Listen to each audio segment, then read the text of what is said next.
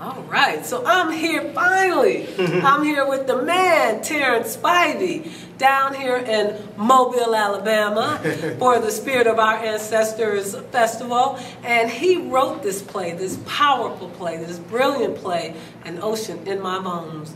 An Ocean in My Bones. And let me tell you, Terrence, you knocked it out the park. Yeah, it was definitely, you saw it yesterday, you saw it today. Listen, I cried the first time I saw it. I cried, I not intentionally. Yes. Tears just kept rolling down my face. Yes. It touched me. Yes. Deeply. Yes. Now, when I thought about this, when you're thinking about writing this play, how do you prepare for it? Well, I mean, when Jocelyn Davis and CDA reached out, Clotilda Descendants Association reached out to me, they 2.5 years ago, they reached out and said, I would love for you to, I was aware of the piece of Clotilda, Africa Town, by way of Greg Cyprian, who's also, from the native here. Well, he's not from native here, but, from New Orleans, from Louisiana. But he lives here, and he's the one that told me about it. He brought me over here like over 10 years ago after seeing a production of mine, God's Trombones, at Caramel House. Another excellent, and wait a minute, let me just stop you because Terrence is the former artistic director of the famous historical Caramel House in Cleveland, Ohio. Yes, and I was there from 2003 to 2016 and put on some of the most amazing productions, selling out, people in line, extending shows. Yes. It was an amazing time. Yes, and he reached out and he brought me here, said we needed to see some black theater in the city at the time, but he couldn't get me here to really work on some stuff, but we kept in touch. And then as George Floyd situation hit, and the ship was discovered in 2019, and he reached out again and said we need to do something. But it wasn't really about the play, it was just about doing some black theater, and then looking to doing something about the story, because he knew the Clotilda Descendants Association members. So fast forward, 2.5 years ago, Jocelyn Davis reached out to me on Facebook and said, I'm on Facebook, I promote, that's all I'm on there for. It's according to what you're on there for. Some people say, I can't deal with Facebook. It's according to what you're on there for. And she reached out to me, and like Regina Taylor did, a couple of years ago from I'll Fly Away, remember? She reached out to me like in 2019 about doing her piece called Resistance.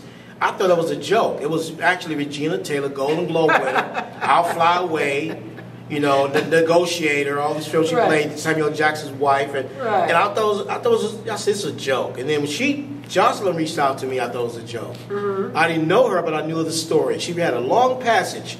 She said, we're the Clotilda Descendants Association, CDA, we're trying to do a story about our ancestors. There are books out there, there's a movie that's what we're working on, and we're in the editing room right now, which is Descendant, which we didn't know we didn't know at the time how far it's going to go, she was telling me, but then she said, I'd like for you to be the one to write and direct the piece. I looked you up, Greg Cyprian spoke highly of you because of the play you did at Caramel. I just started working then, interviewing the descendants, reading books, looking at, videos of them being interviewed, looking at all stuff from way back about Clotilda and Africa Town. I mean, I'd never seen so much historical connections. He's just in one spot, that's it. You got this, you got the books, and you got the Barracoon by Zora Neale Hurston. So it was going to be a 45-minute, just a highlight, the kickoff of future full-length production in 2024. But what remained is though I still needed to work on the highlight. And Jocelyn Davis said, we want to put this up again. I said, I want to put it up again too, whether you want it or not. I need to continue developing it. Why? Why was because that it was the time they developed. Because I'm used to the traditional theater. You put a play up, you workshop it, you let it run. It's going for like 16 weeks. If it's a workshop production, you're running it like a regular season play. You'll make sure in the website, workshop production, a play in development, and you're working on developing it. I want to give this the same, courtesy, respect.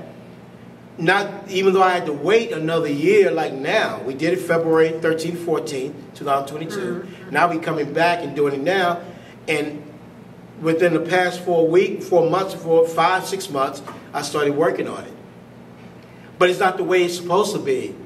I could be working on it. I could have came in during the spring. Right. and worked on last year and worked on it. Okay, people, we're gonna come back again. Then we do the play in February. That's how grant money takes care of all that. Right. Works in progress. It didn't get that luxury last time, but to thank God, we put it up for 3.5 weeks. Normally I do a 6-week rehearsal, you know, in a 4-week run. We had 3.5 weeks with only 2 performances for actors to get feel of it and everything. But them being here from Mobile, some of them are not trained. The emotional excitement was the one that overshadowed. It made up for so much. Oh, you couldn't tell these were amateurs. Yeah. Neophytes. You could not tell. Well, they grew. These seemed like seasoned actors and actresses. Well, you talk about that was because from last time we did it. Well, I embedded in them from last time, and they grew with it. And not only that, you know, any actor, whether you're experienced or not, you know, each year when you do a role, you're bringing some personalization from your whole each year, each time you do a role. Or from the next play, the last play you did, if they do a play 2-3 months from now, they're going to bring some experience they got from here. Or some life experience within those 3-4 months. They're going to put into the role. So that's what kind of helped with them. And plus we have more time. We had about 6 weeks, 5-6 weeks. So they put me up, clean to the Descendants. Clotilda, they put me up and everything. And it was wonderful. They put me up, and I was been here for like 2 months. And speaking of personal, this play felt personal. It was. It was very personal. Very personal, even particularly for them.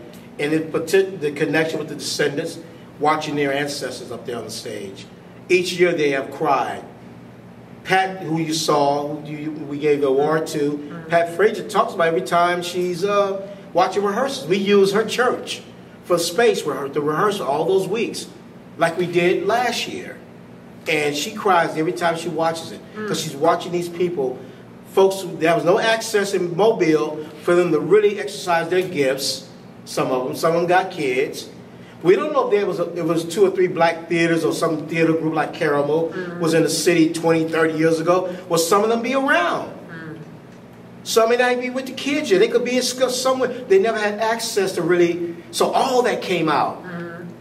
You know, you got one to know how to do the makeup. The young lady putting the makeup with the warriors. The choreography, all of it. So do you have a favorite scene?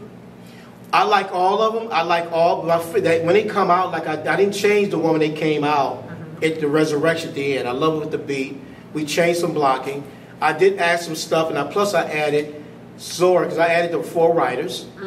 They weren't in the original. I love you brought Zora in. Yeah, I brought Zora, Natalie Robinson, Sylviane Diouf, and Emma Langdon Roach. I brought them in based on when Jocelyn Davis and I talked. We're going to let them. I said, how can we do it? I don't want them to take over. And I had them when he just